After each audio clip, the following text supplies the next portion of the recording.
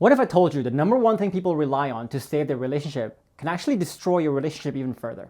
And here's what I learned about why therapy rarely works for the men I work with.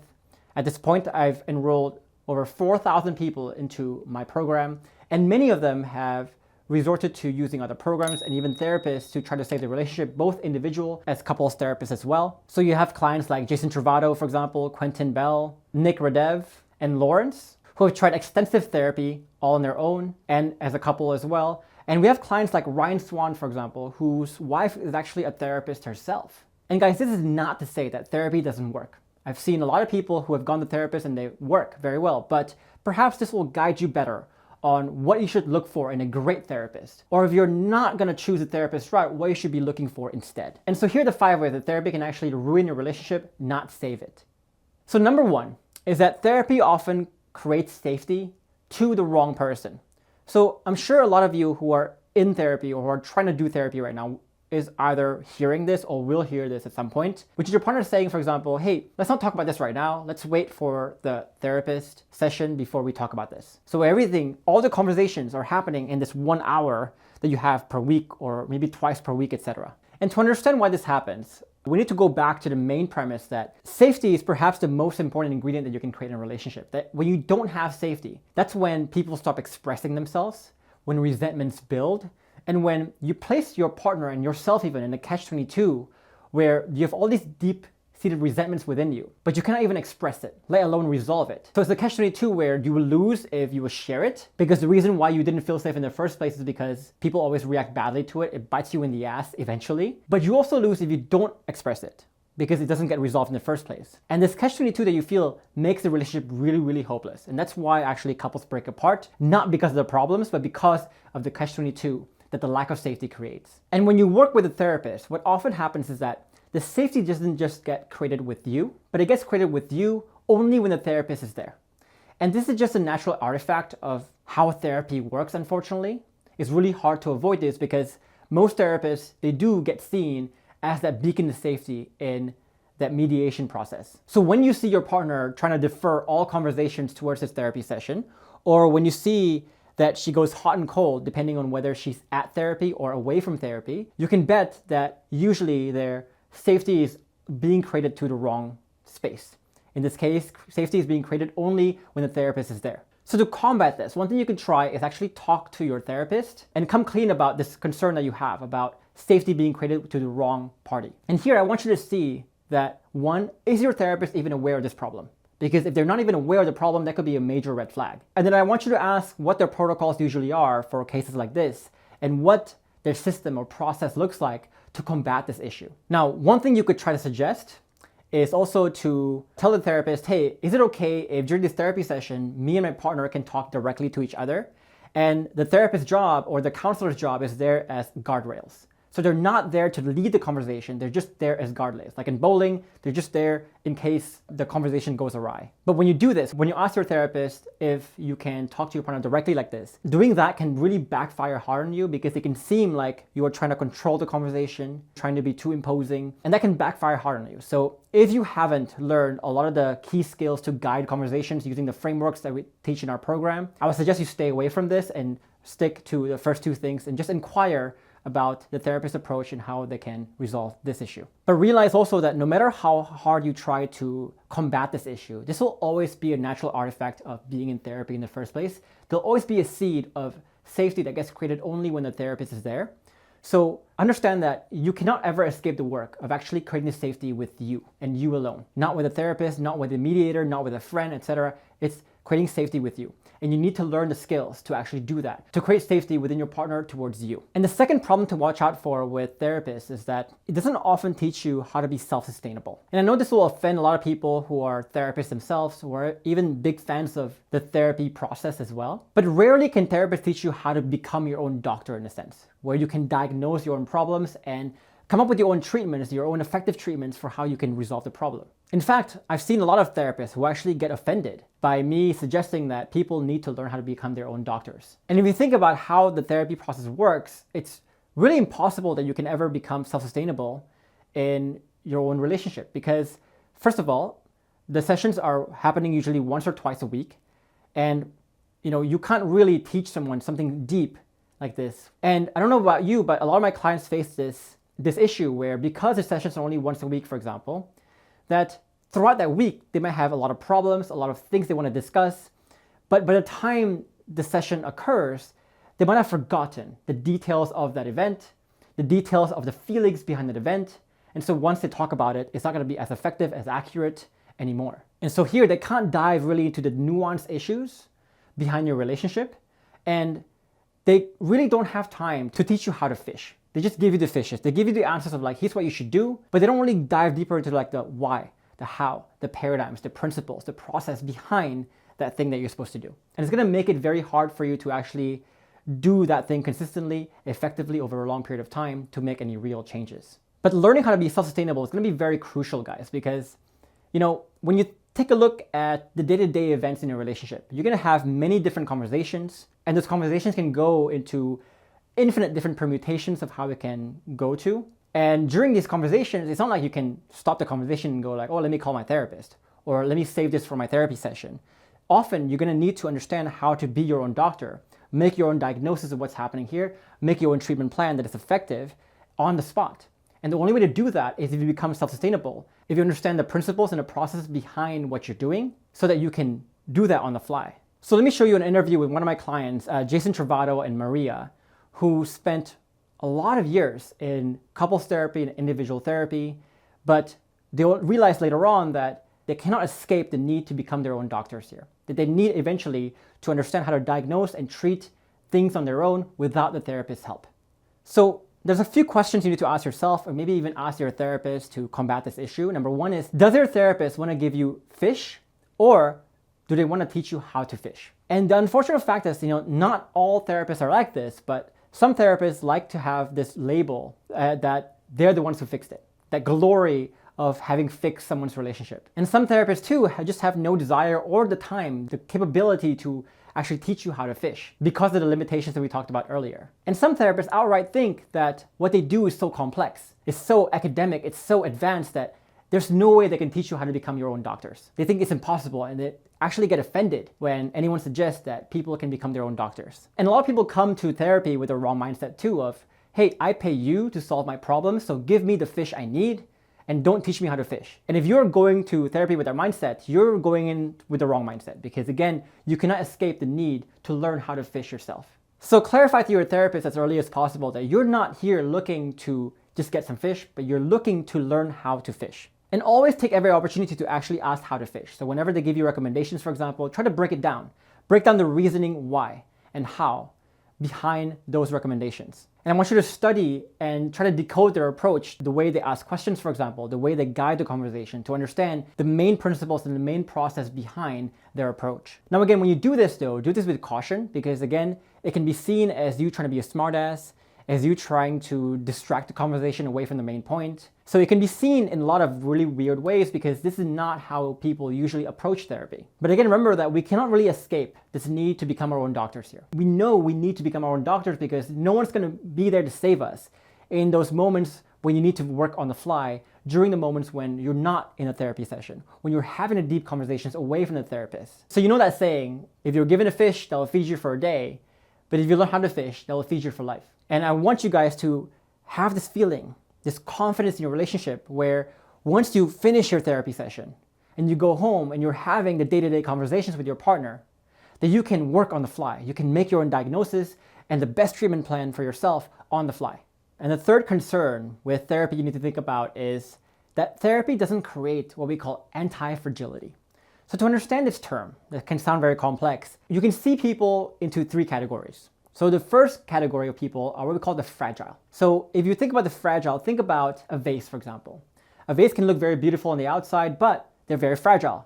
Given enough pressure, they will break. And a lot of people and a lot of relationships are like this, where in the honeymoon period, for example, before they have kids, before they have problems, real life problems, they're gonna be fine. But once the pressure starts to come in, their relationship crumbles very, very quickly. And group number two is what we call the robust. So when we talk about the robust, think about a rock, for example, where it looks strong, it is strong, but again, with a rock, with enough pressure, they shatter. So people who are robust and relationships who are robust, they look solid, But that solidity is just an illusion because with enough pressure again, they can shatter very easily. And if you talk to most people about relationships, you'll find that a lot of people actually think that a robust relationship is really the highest level of relationship you can get. So people talk about, for example, how, marriage has a lot of problems, but it's how you can survive the problems that really makes a good marriage or not. And it almost becomes this notion of once you get married, once you have a long-term relationship, it's about how much issues you can tolerate together.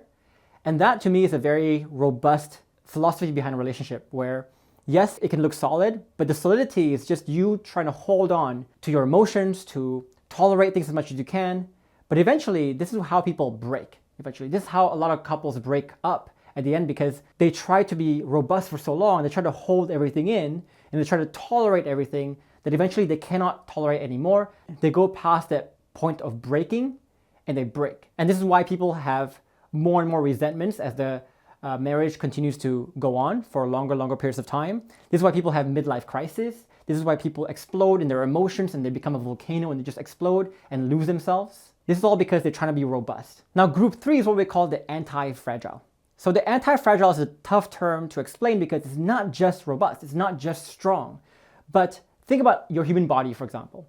Whenever you get sick, your body actually gets stronger because of it. So here, you're not just withstanding pressure. Pressure actually makes you stronger. So it's the opposite of fragility, which is anti-fragile. So think about my clients, for example, when their partner gives them resistance or tells them it's hopeless, for example, they actually use that to strengthen themselves even more, to thrive even more. And if I look at my relationship, for example, whenever we have difficult moments, difficult conversations, those are the conversations and moments that actually grow us, that actually closen the bond between us, and it doesn't break us apart. The more pressure we get, the stronger the bond gets. And very few relationships are like this. Most relationships are robust at best. Most relationships are actually quite fragile, but very few are what we call anti-fragile. Now let's look at therapy.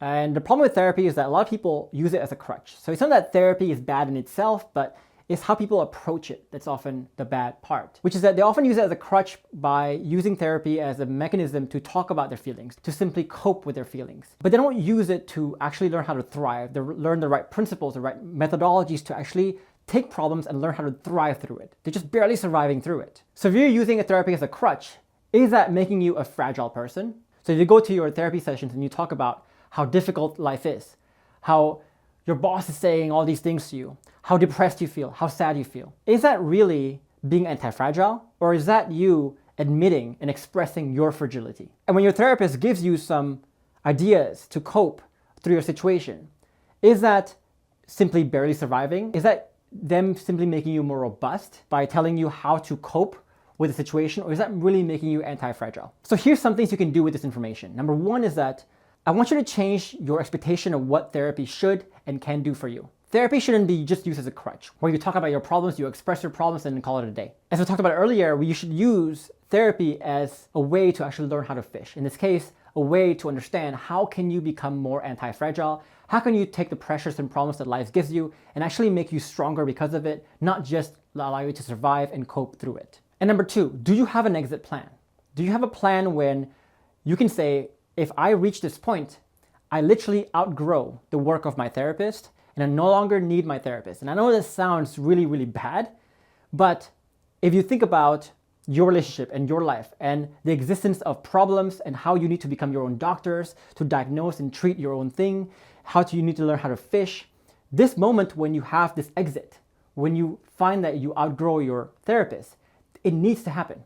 Because if not, then you're just, again, repeating this cycle of requiring external help to cope with your own life, to thrive through your own life. And that's just not ideal. And the next thing you can do too is also learn the thriving approach to things like emotions management, to untethering, to having the non-victim mindset, for example. And I already made a video on this, on how to create this thriving mindset and what the thriving approach looks like. If you want to watch that video, you can watch the previous video that I have, or watch this video above my head to learn how the thriving approach to emotions management actually looks like. And the fourth thing to watch out for with therapists is that they're often very good at diagnosing, which gives the illusion that they're doing something, they're smart and they're intelligent, but they're always very lacking in terms of solutions and what you can do next. I mean, for this, I want you to look at the videos by therapists, for example. Look at the videos that they make on stonewalling or gaslighting, or watch some videos on emotional regulation and how to become more emotionally bulletproof, for example. A lot of their approaches, they will spend a lot of time telling you why you have emotional problems. They will address your childhood trauma, your PTSD, your conditioning, whatever it is.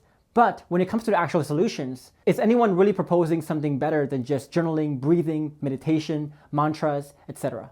Usually no. But the thing that confuses me the most is that these videos who are just diagnosing and not really treating are usually the most popular videos. And I don't understand this because, so imagine you're really sick here and you go to a doctor and the doctor tells you, oh, you have sickness ABC. And they just tell you, oh, just go home and drink water and rest and go to sleep. Would you be happy with that doctor's visit? You're very sick right now. And all they can tell you is just to go home, drink water and sleep. But this is exactly what's happening when you watch these videos, when you go to therapy, and they simply diagnose you and tell you, oh, start journaling, start breathing. They're basically just telling you the basic things. So whenever you go to therapy or whenever you go watch a video, don't just be happy with a diagnosis and just don't be happy with a simple treatment plan that you could have done yourself, you could have figured out yourself.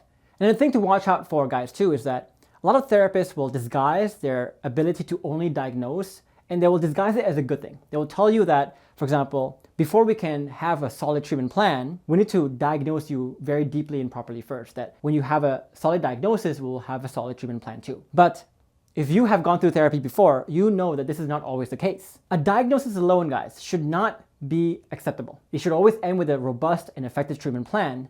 And it doesn't matter how you position and how intelligent you make that diagnosis sound. A diagnosis is just a diagnosis. It's a means to an end to that treatment plan. And this is why, guys, in our program, we teach people the system. And we spend a lot of hours teaching people the system of, let's say, the 5 pillars and how they all interconnect. And the 3 layers of changes and how they all interconnect.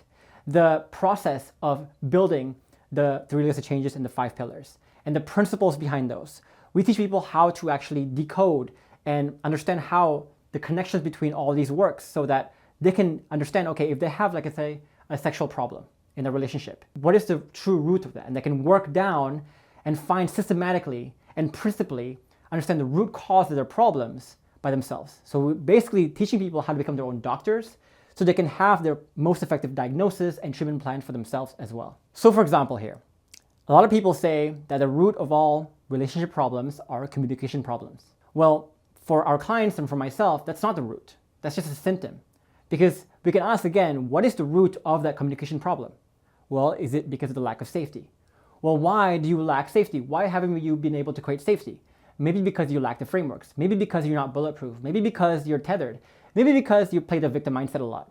Maybe because you fall for the fundamental attribution error where you blame people's character too quickly, you make the wrong assumptions, etc. So again, by understanding this full system, we can really break things down to its core root system to make the most potent diagnosis possible. And not only does this allow you to make the most potent diagnosis, it allows you to also make the most potent treatment plan as well. So for example, if you look at our approach to emotions management versus other people's, our approach to emotion management is that we base it on the principle that it's not the event itself that causes the emotion, but it's our interpretations of it.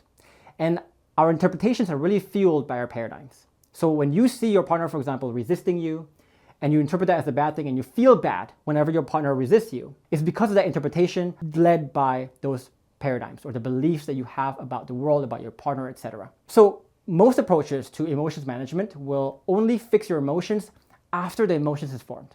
Just take a look here. If you talk about journaling, is that a mechanism that is trying to fix your emotion after the emotion is formed or before? Usually it's after. Think about breathing techniques or saying mantras to yourself to keep yourself calm.